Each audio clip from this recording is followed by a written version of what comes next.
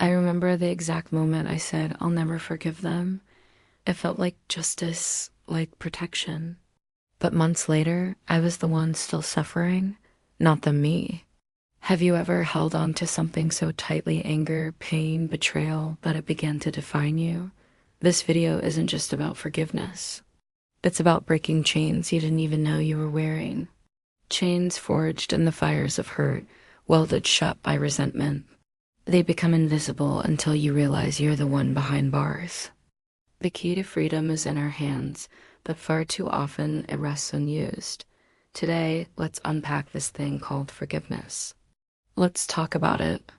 The art of letting go has been sung about, prayed for, and painted across cultures. In nearly every major tradition, Christianity, Judaism, Islam, Buddhism, forgiveness is a spiritual principle. You see, the golden rule isn't just do unto others, it's also do unto yourself. We want to be forgiven, which means we must be willing to forgive. But in the Bible, forgiveness takes on a divine dimension.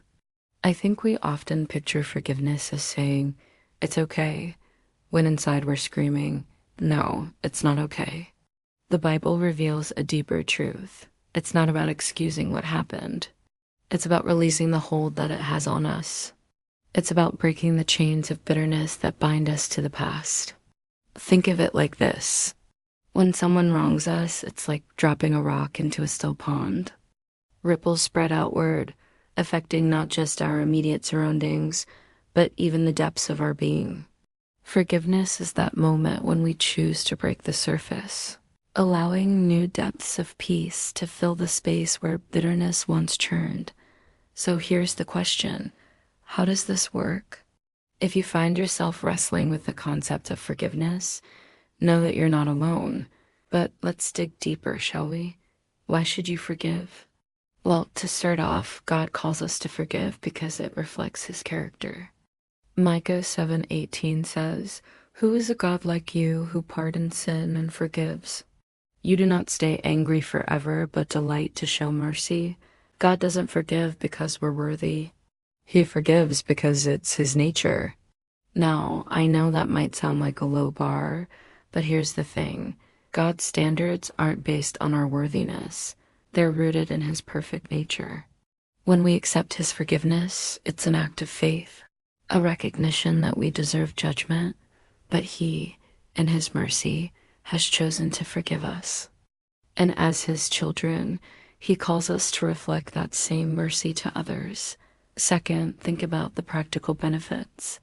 I mean, let's face it, holding on to grudges and bitterness is like drinking poison and expecting the other person to die. See, when we refuse to forgive, we allow the pain of the past to dictate our present. We become prisoners of our own hurt, reliving the pain instead of moving forward.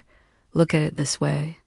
Every time we choose to forgive, we reclaim a part of our life that was hijacked by the hurt. We choose peace over poison, joy over bitterness, and strength over weakness. That's why the Bible encourages us to forgive not only for God's sake, but also for our own. Because forgiveness sets us free.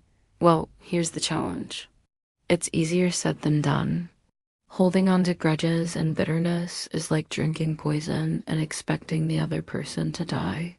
See, when we refuse to forgive, we allow the pain of the past to dictate our present.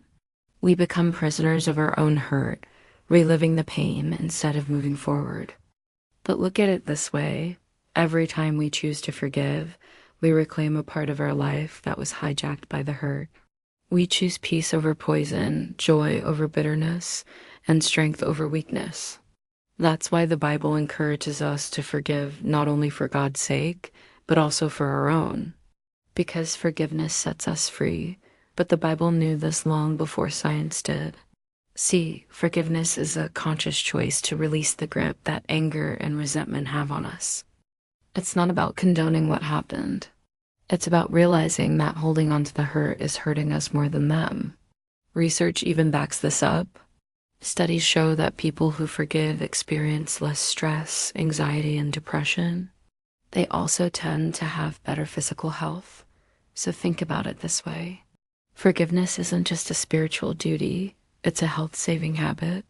It's like pressing the pause button on anger and resentment and hitting replay on peace. But the path to forgiveness isn't always a straight one. It can be messy, complicated, and even exhausting. It's like navigating a minefield where every step could trigger an explosion of pain. But here's the truth. The pain won't disappear. It will always be there waiting for you to trip over it again.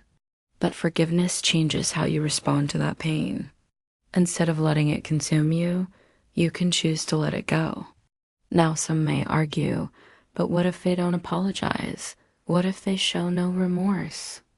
Well, here's what you need to know. An apology from them is like finding a parking spot right outside your destination.